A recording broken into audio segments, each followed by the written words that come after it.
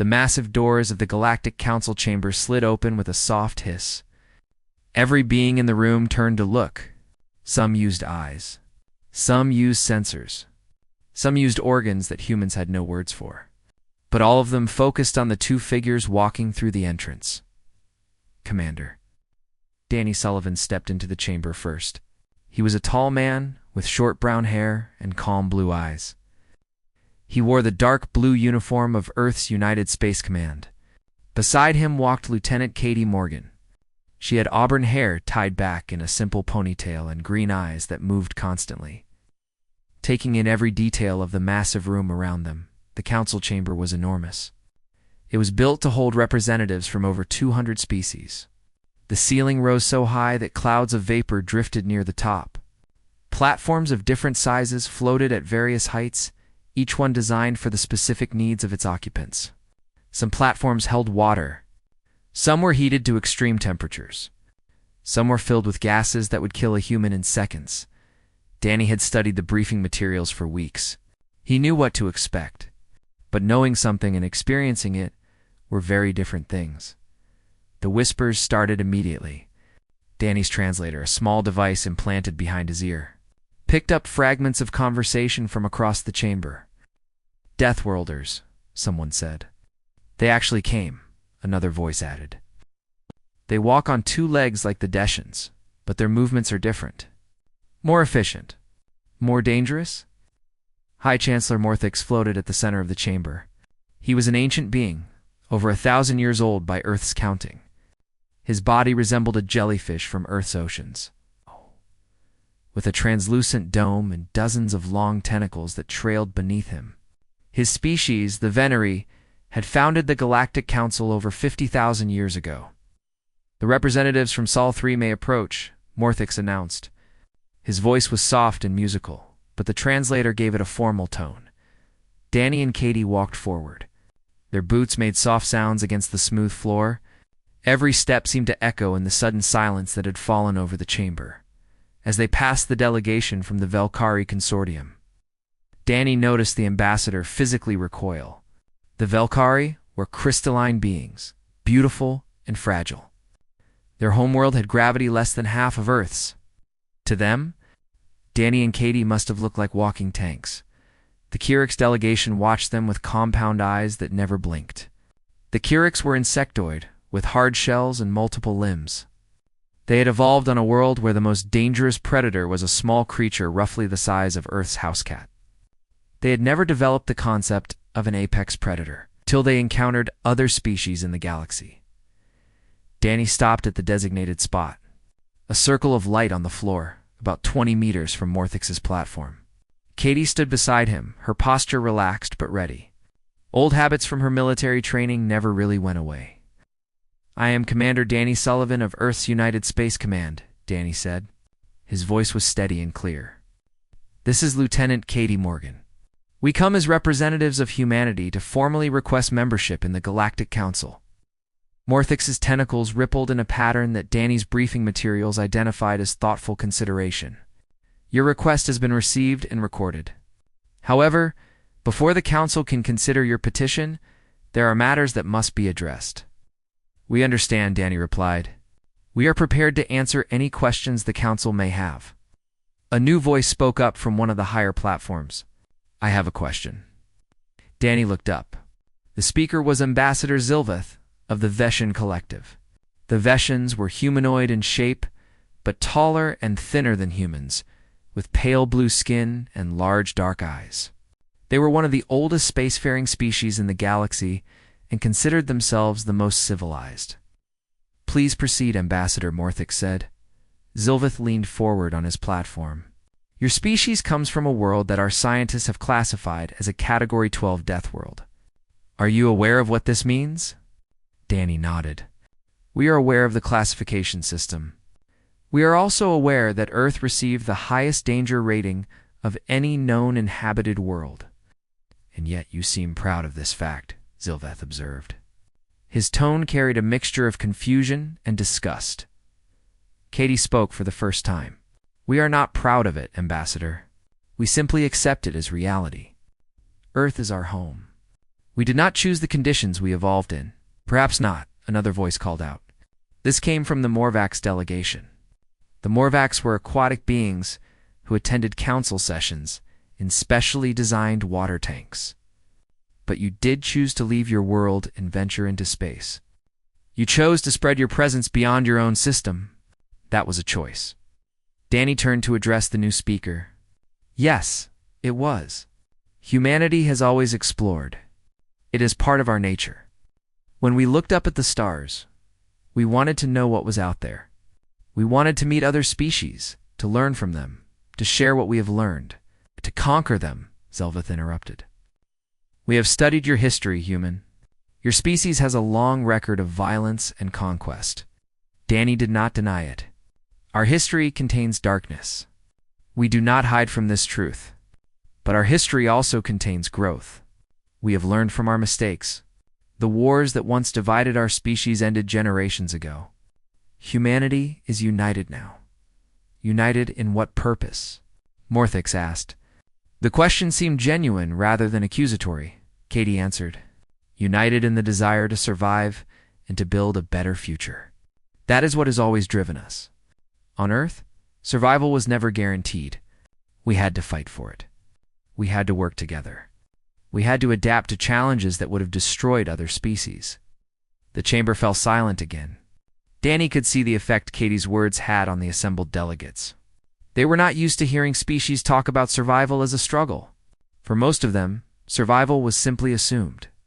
Their homeworlds were gentle places with stable climates and few dangers. Morthix floated a little lower, bringing himself closer to eye level with the humans. The Council has many concerns about admitting humanity. Your world, your biology, your history, all of these raise serious questions. Before we can proceed, we must understand what we are dealing with. Danny met the Chancellor's gaze directly. He knew that prolonged eye contact was considered aggressive by many species. But he also knew that looking away would be seen as weakness. Humans could not afford to appear weak here. Then let us help you understand, Danny said. Ask your questions. We will answer honestly. Humanity has nothing to hide. Morthix's tentacles rippled again. Very well. Let us begin with the most basic question. Describe your homeworld. Tell us about the place that created you. Danny took a breath. This was the moment they had prepared for. The moment when the galaxy would learn what it truly meant to be human. He began to speak. Danny paused for a moment before speaking. He looked around the council chamber at the hundreds of alien faces watching him. Some showed curiosity. Some showed fear. Many showed expressions he could not read at all. Earth, he began, is the third planet from our sun. It is a rocky world with a diameter of about 12,700 kilometers. Roughly 70% of the surface is covered by liquid water. A sound of distress came from somewhere in the chamber. Danny continued as if he had not heard it. The remaining 30% is land, divided into several large continents and countless smaller islands. The terrain varies greatly. We have mountains that reach nearly 9 kilometers into the sky. We have valleys that drop below sea level.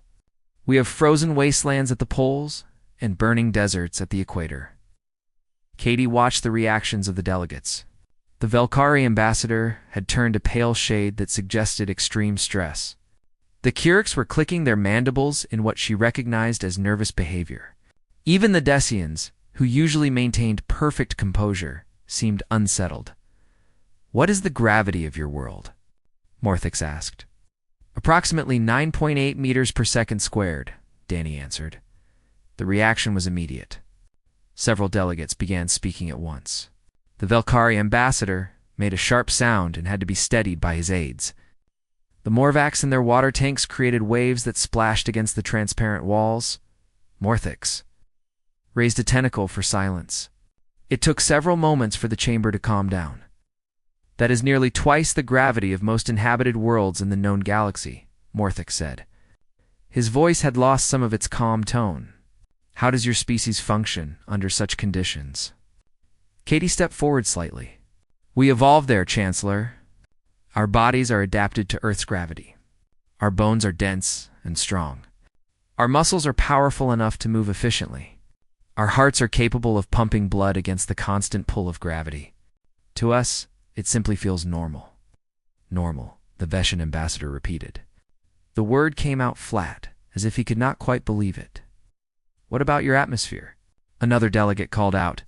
This was a small being from a species Danny did not immediately recognize. What do you breathe? Our atmosphere is composed primarily of nitrogen, about 78%, Danny explained. Approximately 21% is oxygen.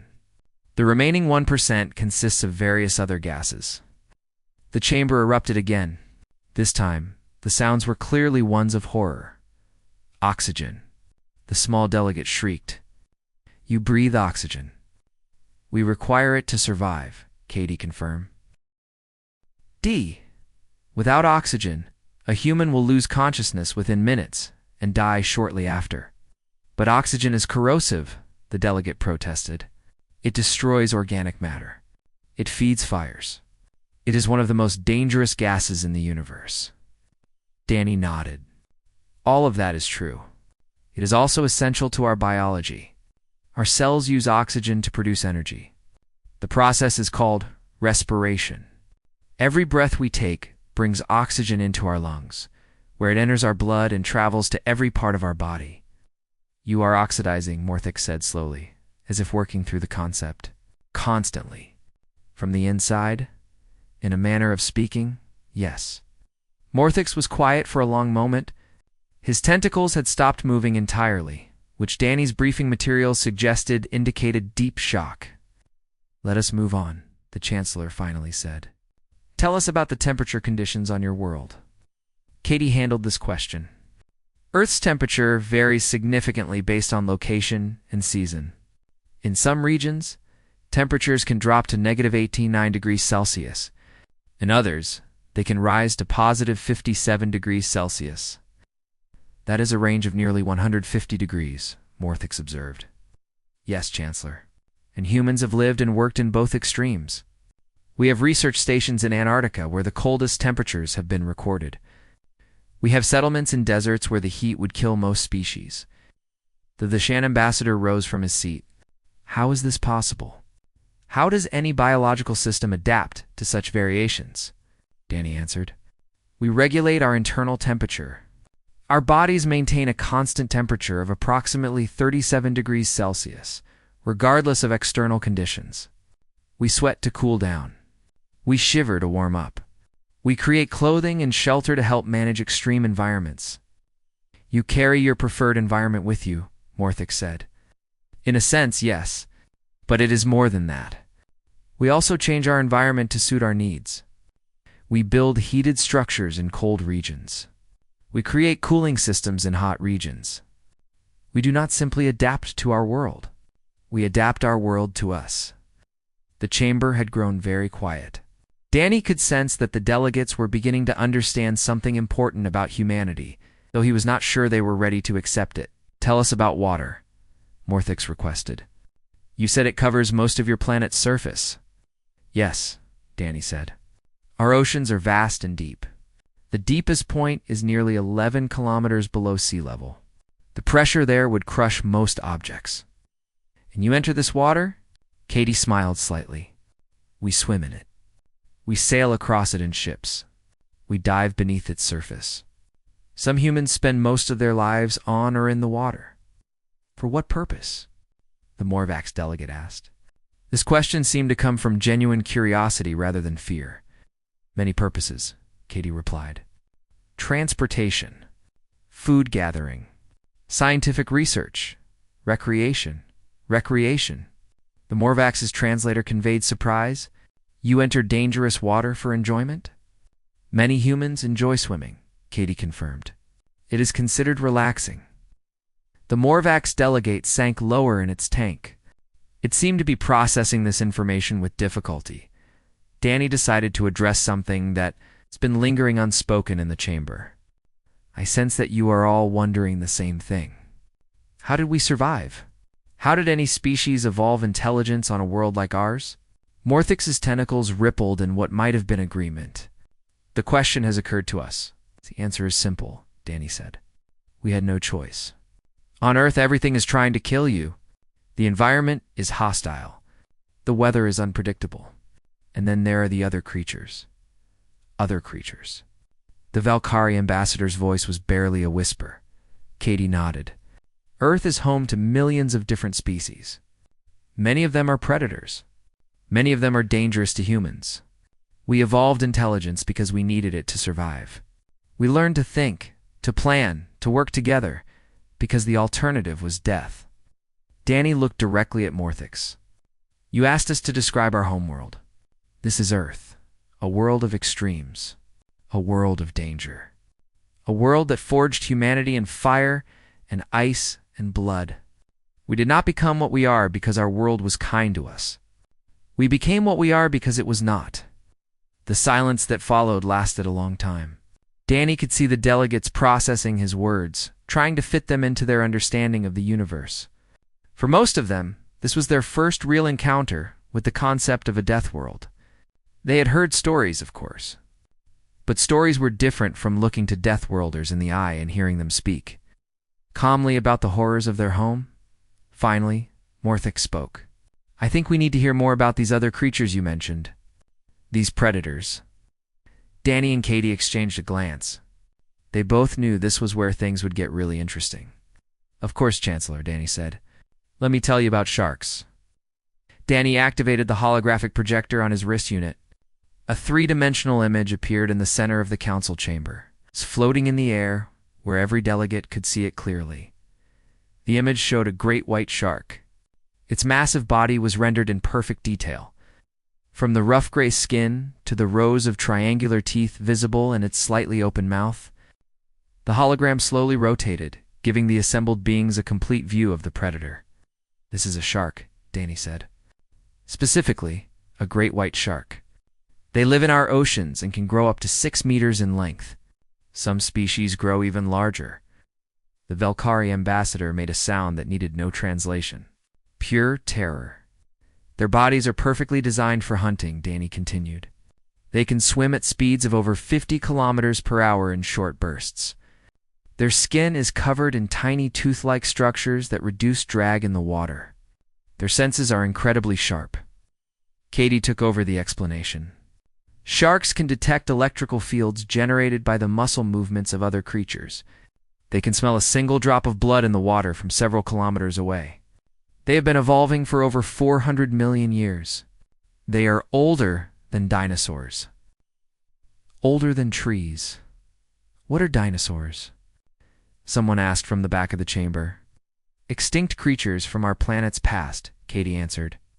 Giant reptiles that ruled Earth for over 150 million years. Some of them were larger than this chamber. The hologram shifted to show a Tyrannosaurus Rex. The massive predator stood frozen in mid-stride. Its enormous jaws opened to reveal teeth the size of bananas. Even as a hologram, it was terrifying. Several delegates left the chamber. They simply stood up and walked out.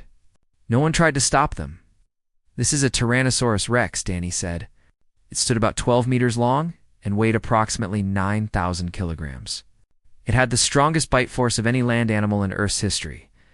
Fortunately for us, it went extinct about 66 million years ago.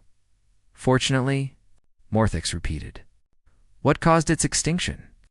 An asteroid impact, Katie said.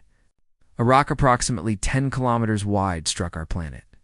The impact caused global devastation. Most large species died, but life continued. Smaller creatures survived and evolved to fill the empty spaces, as the Decian ambassador had recovered enough to speak.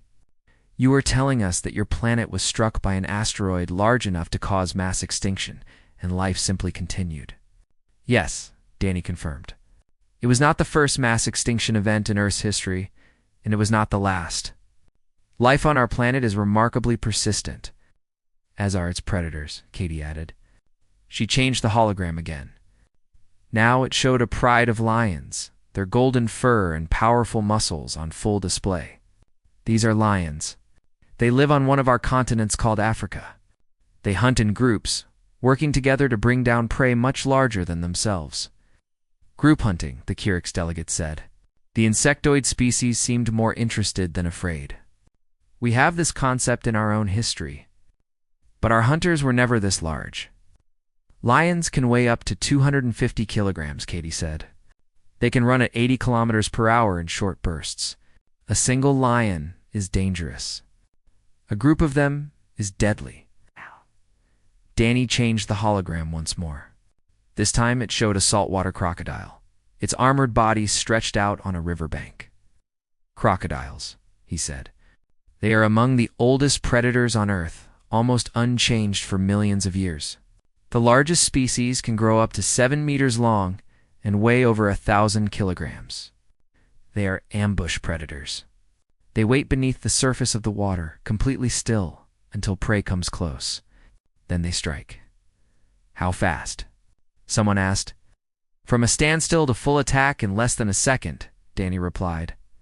The chamber had taken on a strange atmosphere. The initial terror was still present. But something else had joined it. Danny recognized it as the same fascination that humans felt when learning about dangerous things. The same instinct that made people watch horror movies or visit zoos to see predators. Safely behind barriers, Katie decided it was time to move to even more disturbing territory. All of these predators are large and visible. They can be avoided or fought, but they are not the most dangerous things on Earth. There is something worse than these monsters, the Valkyrie ambassador asked. His voice was barely audible. Much worse, Katie said. Microscopic organisms, bacteria, viruses, things too small to see with the naked eye. She changed the hologram to show a magnified image of various bacteria. The colorful shapes floated in the display, looking almost beautiful. These are bacteria, Katie explained. They exist everywhere on Earth.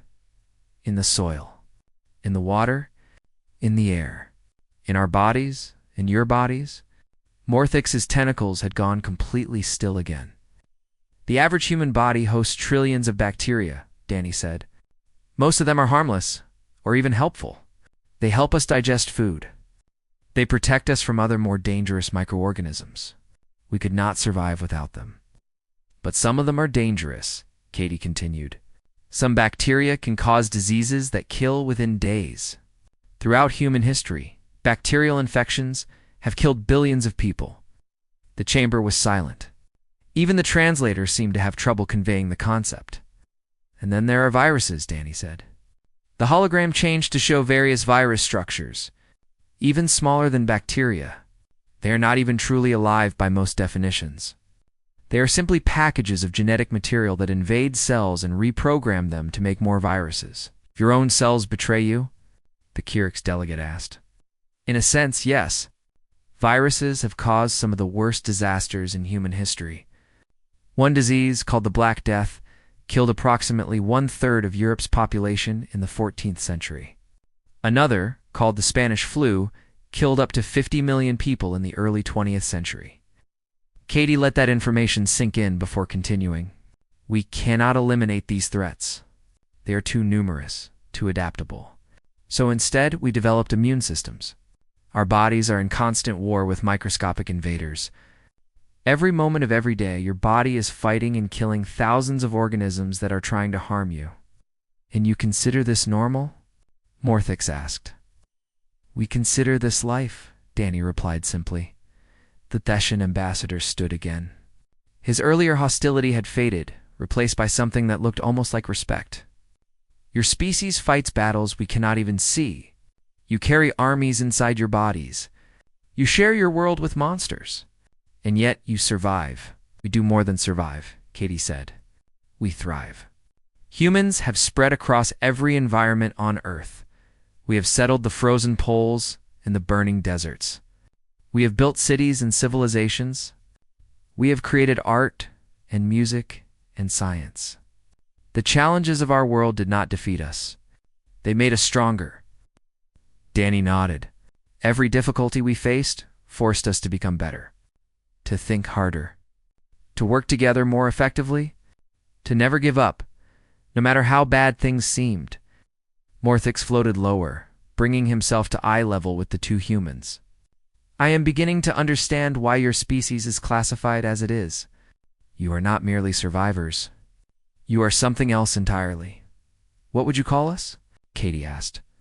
Morthix considered the question for a long moment. Persistent, he finally said. Impossibly, terrifyingly persistent. Danny smiled slightly. That might be the best description of humanity I have ever heard. The Chancellor's tentacles rippled in what might have been acknowledgement. But I still have questions. You have told us about the dangers of your world. Now tell us what humans do about them. Tell us how you respond to living in such a place. Katie and Danny exchanged another look. This was the part of their presentation they had been waiting for. Chancellor, Danny said, let me tell you about what humans do for fun. The council chamber had settled into an uneasy quiet.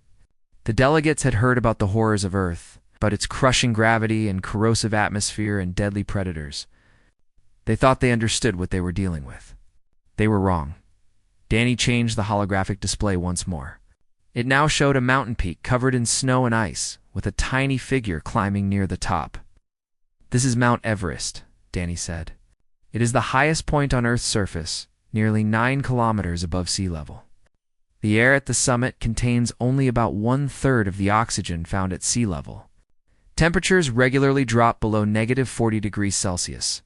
Winds can exceed 200 kilometers per hour. A hostile environment, Morthix observed. I assume no humans live there. No humans live there permanently, Katie agreed. But they visit frequently? Visit. For what purpose? Danny smiled. To reach the top. The silence that followed was profound. Morthix's tentacles twitched in patterns that suggested deep confusion. I do not understand, the Chancellor admitted. You climb this mountain despite the danger. Despite the conditions that would kill you? Because of them, in some ways, Katie explained. Climbing Everest is considered one of the greatest challenges a human can undertake. Thousands of people have done it. Many of them did it without supplemental oxygen. They chose to breathe even less of the corrosive gas. The Valkyrie ambassador asked weakly. Yes, some climbers consider using oxygen tanks to be cheating. The Feshan ambassador made a sound that the translator interpreted as disbelief. Your species deliberately seeks out deadly challenges for no practical purpose. Danny considered the question. Not for no purpose. We do it to test ourselves. To prove what we are capable of. To experience something extraordinary. When a human stands on top of Everest, they have accomplished something difficult and dangerous. They have pushed beyond their normal limits. This feeling is important to us. Katie changed the hologram to show an underwater scene. A human diver in a small submersible was descending into deep blue darkness. This is the Mariana Trench, she said, the deepest part of our ocean. The bottom is nearly 11 kilometers below the surface. The pressure there would crush most objects instantly. Light does not reach it. Strange creatures live in that darkness. Things that have never seen the sun, and humans go there, Morthix said. It was not a question. Yes, we have sent crewed vessels to the bottom. The first time was in 1960. Since then, others have followed. We go there to explore, to learn, to see what no one has seen before. The Morvax delegate rippled in its tank. Even we, who live our entire lives in water, would not venture to such depths. The pressure would destroy us. Humans have developed technology to survive it, Danny said.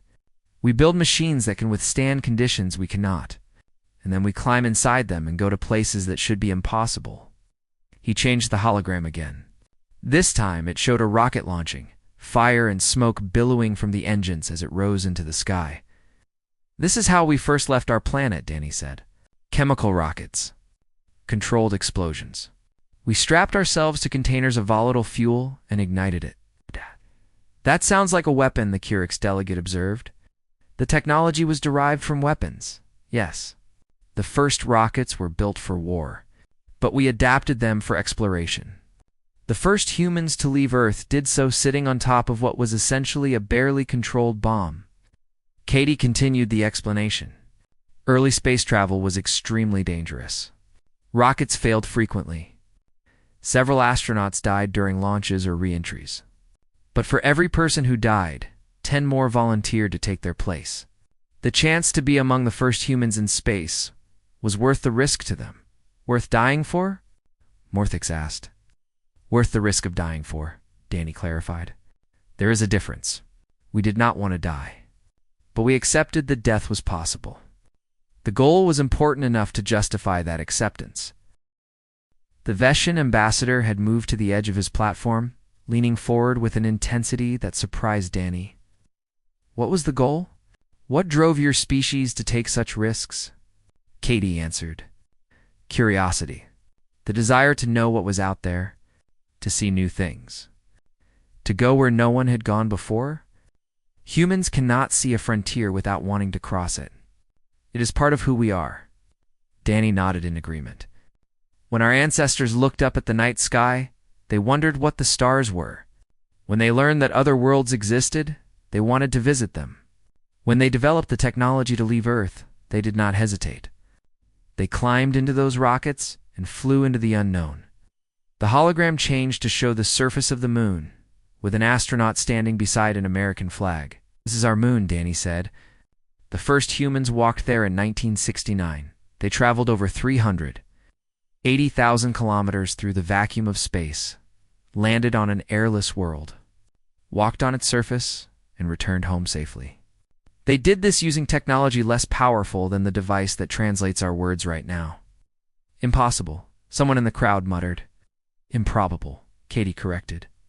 But not impossible. Nothing is impossible to humans. We simply have not found it yet. Morthix floated in silence for a long moment. When he spoke, his voice was quieter than before. I have been a member of this council for over 500 cycles. I have met representatives from nearly every species in the known galaxy. I have never encountered anything like you. Is that good or bad? Danny asked. I do not know yet, Morthix admitted. Tell me this. You have described how humans seek out danger, how they climb impossible mountains and dive to impossible depths and fly into the void on controlled explosions. But surely there are humans who do not do these things. Surely most of your species lives quiet, safe lives. Katie laughed softly. The sound made several nearby delegates flinch. Chancellor, there is no such thing as a safe life on Earth. Even humans who never climb mountains or dive deep oceans face daily dangers. We travel in vehicles that move at over 100 kilometers per hour, surrounded by other vehicles doing the same. We eat food that must be prepared correctly, or it will poison us. We keep animals in our homes that have the teeth and claws of predators. You live with predators. The Velkari ambassador asked. We call them pets, Danny said. Dogs are descended from wolves, pack hunters that our ancestors domesticated tens of thousands of years ago. Cats are small predators that we invited into our homes to hunt vermin. We form emotional bonds with these creatures. We consider them family. You tamed predators and made them your companions, Morthix said slowly. And it is not just predators. Humans form connections with almost everything. Other species, plants, even machines. We have a capacity for attachment that sometimes surprises even us. The Deshan ambassador spoke again. You mentioned that you form bonds with machines. What do you mean? Danny thought about how to explain this. When humans work with a tool or a vehicle for long enough, we begin to think of it as having a personality. We give our ships names. We talk to our computers. We feel sadness when a machine we have used for years finally breaks down. It is not rational, but it is very human. You anthropomorphize everything, the Curix delegate observed. You project your own characteristics onto other things. Yes, Katie agreed. We cannot help it. We see ourselves in everything around us. We imagine that stars have stories, and that mountains have moods, and that the universe itself might have a purpose. Morthix's tentacles moved in a complex pattern. You are saying that humans do not merely interact with the universe. You try to form a relationship with it. Donnie nodded. That might be the best way to describe it. We do not see ourselves as separate from the cosmos. We see ourselves as part of it. Everything we do, from climbing mountains to exploring space, is our way of engaging with something larger than ourselves. The chamber was quiet again, but the quality of the silence had changed. It was no longer the silence of fear. It was the silence of beings trying to understand something fundamentally alien to their experience. I believe Morthix finally said that it is time for the council to deliberate. We have heard much today that requires careful consideration. Danny and Katie both nodded. They had said what they came to say. Now it was up to the galaxy to decide what to do about it. The deliberation lasted 8 standard hours. Danny and Katie waited in a small chamber adjacent to the main council hall. They had been given food and water. Though the alien attendants who brought it seemed nervous about approaching too, closely tucked Katie sat on a bench designed for a species much larger than humans, her feet dangling above the floor. How do you think it's going? Danny stood by the window, looking out at the vast space station that housed the Galactic Council. Thousands of ships moved in the darkness, carrying beings from hundreds of different worlds. Hard to say. We scared them, that's for certain. That was the plan, wasn't it? Part of it. Danny turned away from the window. We needed them to understand that humanity is different, that we cannot be ignored or dismissed. But fear alone will not get us what we want. They have to see something more. Hope. Katie suggested, maybe, or at least potential. The door to their chamber opened. A Vesian aide entered, moving with the careful grace of his species. The council has reached a decision. Your presence is requested. Danny and Katie followed the aide back to the main chamber. The atmosphere had changed dramatically since they left. The fear was still present, visible in the way some delegates avoided looking directly at them. But there was something else now, something harder to define. They took their positions in the circle of light. High Chancellor Morthix floated at the center of the chamber, his tentacles moving in slow, deliberate patterns. Representatives of humanity, Morthix began. The Council has deliberated on your request for membership. The discussion was extensive and at times difficult. Many concerns were raised. Danny remained still, his face carefully neutral. Beside him, Katie did the same. Your species presents challenges that this council has never faced before, Morthix continued. You come from a world of impossible conditions. You possess a biology that terrifies us. Your history contains violence and conflict on a scale that most species cannot imagine. By any rational measure, you should not be admitted to this body. Katie felt her heart sink. This was not the beginning of a positive announcement. However, Morthix said, and the words seemed to hang in the air, rational measures may not be sufficient to address the reality of your species. Danny's eyebrows rose slightly. This was unexpected. The Council has concluded that humanity will achieve interstellar capability regardless of our decision today. Your species has already demonstrated the technology and the will to expand beyond your home system. Within a few generations, you will be a significant presence in this galaxy, whether we welcome you or not. The Thessian ambassador rose from his platform. I opposed humanity. Admission. I want that recorded clearly. But I also recognize that opposition alone is not a strategy. The humans will come regardless. The question before this council was never whether to admit them, but how to shape their relationship with the rest of the galaxy. Another delegate spoke, this one from a species Danny did not recognize. We have fought wars with less dangerous species than humans. Those wars were costly and ultimately pointless.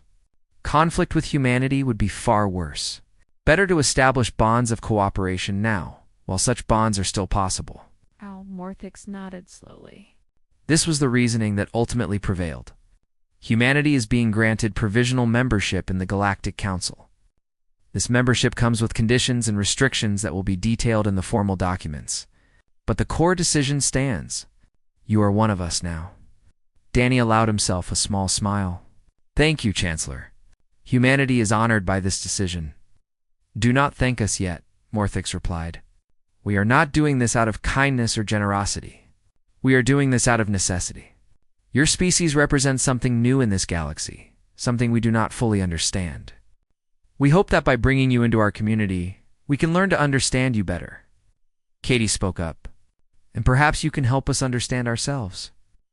Morthix's tentacles paused in their movement. What do you mean? Humanity has always defined itself against challenges, Katie explained. We grow strongest when we have something to overcome. On Earth, that challenge was survival. In space, it was the void itself.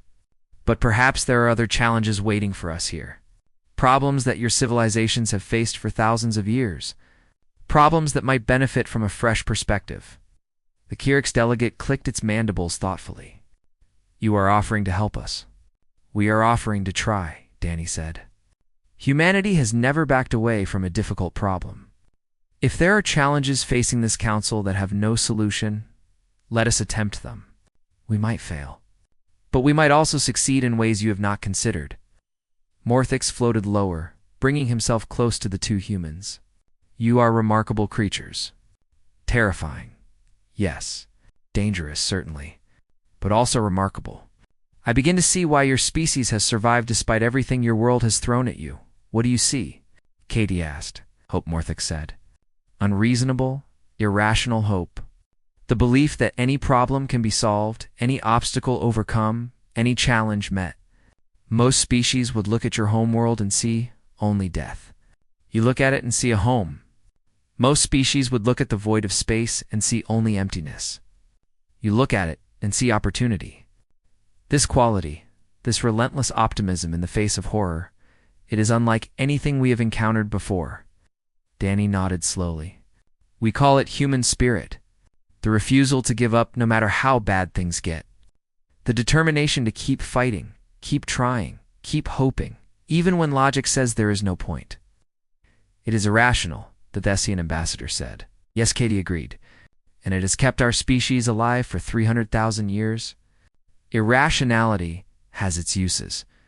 The chamber fell silent for a long moment. Then, unexpectedly, the Veshan ambassador made a sound that the translators struggled with.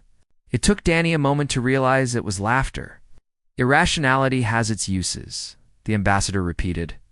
I will remember that phrase for a very long time. The formal proceedings concluded shortly after. Documents were transmitted, agreements recorded, and the bureaucratic machinery of galactic governance set into motion. Danny and Katie stood through all of it, answering questions and providing clarifications as needed. When it was finally over, they walked together through the corridors of Station Meridian Prime, heading back to their ship. The other beings they passed gave them a wide berth, but the reactions were different now. There was still fear, still caution, but there was also curiosity, and in some cases, something that looked almost like respect. We did it, Katie said quietly. We're actually in the first step, Danny replied. The real work starts now. We have to prove that their trust was not misplaced. Do you think we can? Danny considered the question carefully. They were walking past a viewport that looked out on the endless stars. Somewhere out there, far away, was Earth, a small blue marble of a world, insignificant in the vast cosmic scale. But it had produced something unique. Something that had clawed its way up from the mud and the blood and the fire to stand among the stars. I think, Danny said finally, that humanity has faced worse odds before. We survived ice ages and plagues and extinction events. We survived ourselves, which was the hardest challenge of all. Compared to what our ancestors overcame, this should be easy. Katie smiled. Nothing about this will be easy. No, but when has that ever stopped us? They continued walking, two small figures in a vast station filled with alien life. Behind them, in the council chamber, representatives of 200 species were still processing what they had witnessed. The universe would never look quite the same to them again. Humanity had arrived, and the galaxy, for better or worse, would have to adapt. As Danny and Katie approached their ship, a young Velkari stepped out of the shadows. The crystalline being was smaller than the ambassador they had met earlier, possibly a junior aide or student. Excuse me, the Velkari said. Its voice was soft and hesitant. I wanted to ask you something, if you do not mind. Katie turned to face the being. Of course, what would you like to know? The Velkari seemed to struggle with the question for a moment. Are you really not afraid? Of your world. Of all the things you described? Danny thought about how to answer. We are afraid, he admitted. Humans feel fear just like anyone else. But we have learned not to let fear stop us. We feel it, acknowledge it, and then move forward anyway. How? The Velkari asked. How do you do that? Katie knelt down to bring herself closer to the young alien's eye level. Practice, she said gently. A lifetime of practice. We train ourselves to act despite fear. We learn from those who came before us. We support each other through difficult moments. Fear is part of being alive, but it does not have to control us. The Valkyrie was quiet for a long moment. Then it did something that surprised both humans. It stepped closer, closing the distance that its species normally kept from dangerous things. "Thank you," the Valkyrie said. "I think I understand a little better now." It turned and walked away, leaving Danny and Katie standing by the airlock of their ship. "Well," Danny said, "that might be the most important conversation we had today." Katie nodded. "One being at a time. That's how change happens." They boarded their ship and began the journey home. Behind them, Station Meridian Prime continued its slow orbit, carrying the hopes and fears of a galaxy that was just beginning to understand what humanity truly meant. And somewhere in the council chamber, High Chancellor Morthix looked at the empty circle of light, where the humans had stood and wondered what the future would bring. Whatever it was, he suspected it would be unlike anything the galaxy had ever seen.